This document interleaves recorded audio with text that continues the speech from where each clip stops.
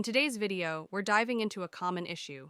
Why aren't users being directed to the Agentless Desktop Single Sign-On (DSSO) authentication flow, even after you've enabled it and followed all the steps in the Configure Agentless Desktop Single Sign-On article linked in the description below?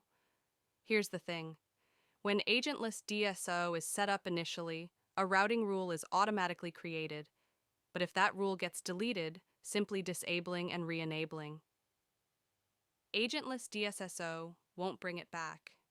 This rule is a one-time creation when you first enable the service. Don't worry though, we can manually create a new Agentless DSSO routing rule. Let me walk you through it. Access the Okta admin console.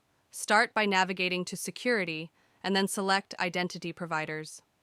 Go to Routing Rules. Here, you'll find the option to manage your routing rules. Create a new rule. Click on Add Routing Rule. We'll name our rule Default Route to Agentless DSSO for easy identification. Configure the rule. For user IP, choose the configuration that fits your needs. For user device, again, select the appropriate configuration. In the Identity Provider dropdown, choose Agentless DSSO. Finalize the rule, click on Create Rule. A pop-up will appear for rule activation. Click Activate.